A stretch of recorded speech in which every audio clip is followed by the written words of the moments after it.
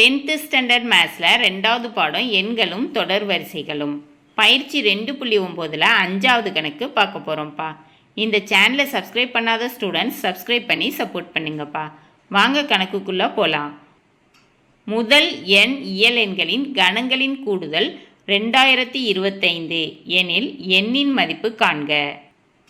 முதல் எண் இயல் எண்களின் கணங்களின் கூடுதல் கொடுத்துட்டாங்க 2025ன்னு. சரியா, எண்ணோட மதிப்பு கண்டுபிடிக்க சொல்லியிருக்காங்க. சரியா, கண்டுபிடிப்போமா? தீர்வு 1 cube plus 2 cube plus 3 cube plus ditto ditto ditto plus n cube = 2025. முதல் எண் இயலெண்களின் கணங்களின் கூடுதலுக்கு formula n × n + 1/2 the whole square. இதோட மதிப்பு தான் இங்கே கொடுத்துருக்காங்க. n × n + 1/2 the whole square = 2025. 2025 காரணிப்படுத்தணும்னா 3ஆல் வகுத்தோம்னா 6 3 18 மிச்சம் 2 22 7 3 21 மிச்சம் 1 15 I 3 15. பழையபடி 3ஆல் வகுத்தோம்னா 3 6 3 6 மிச்சம் 1 I 3 15. பழையபடி 3ஆல் வகுத்தோம்னா 7 3 21 மிச்சம் 1 I 3 15. பழையபடி 3ஆல் வகுத்தோம்னா 3 6 மிச்சம் 1 15 I 3 15. இப்போ 5ஆல் வகுத்தோம்னா 5 5 25. பழையபடி 5ஆல் வகுத்தோம்னா 1 5 5. இங்கே ஸ்கொயர்னு இருக்கிறனால இதையும் 2 2 உறுப்புகளாக சேர்த்து ஸ்கொயர் பண்ணி எழுதிக்கலாம். சரியா, 3 ஸ்கொயர் × 3 ஸ்கொயர் × 5 ஸ்கொயர். இப்போ n × n + 1/2 the whole square = இங்கே எல்லா உறுப்புலையுமே ஸ்கொயர் இருக்கிறனால ஸ்கொயரை வெளியே எடுத்து எழுதலாம். 3 × 3 × 5 the whole square. இப்போது அடுக்குகள் சமமாக இருக்குது அப்படின்னா அடிமானமும் சமமாக தான் இருக்கும். சரியா, அப்போ n × n + 1/2 = 3 × 3 × 5. n × n + 1/2 = 3 × 3 9 9 45. அப்போ n × n + 1/2 = 45.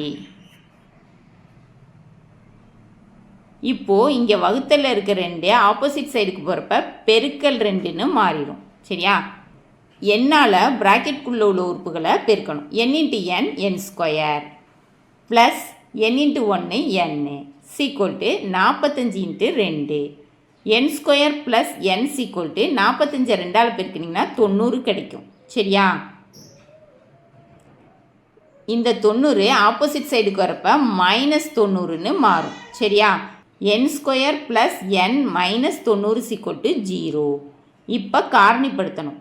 n² கெழுவையும் மாறிலி உறுப்பையும் பெருக்கணும். 1 × -90 = -90. இதை மேலே போட்டுக்கணும்.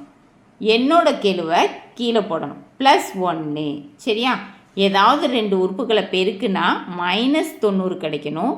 அதையே கூட்டினாலோ கழிச்சாலோ ப்ளஸ் 1 கிடைக்கணும். அப்போ 10 × 9ன்னு பெருக்குனா 90 கிடைக்கும். இதில் சின்ன நம்பருக்கு மைனஸ் போட்டுட்டோன்னா ப்ளஸ் 1ன்னு கிடைக்கும். 10 × -9 = -90. 10 - 9 = 1.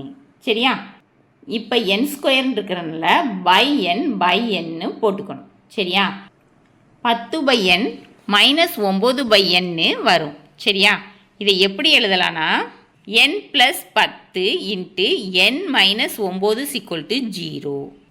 ஃபஸ்ட்டு n + 10 = 0வை சால்வ் பண்ணணும். சரியா, இப்போது ப்ளஸ் 10 ஆப்போசிட் சைடுக்கு வரப்போ -10ன்னு மாறும். n = -10. n - 9 = 0வை அடுத்து சால்வ் பண்ணணும்.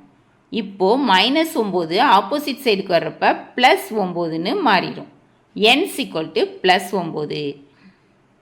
எண்ணுக்கு -10ன்னு ஒரு மதிப்பும் +9ன்னு ஒரு மதிப்பும் இருக்குது.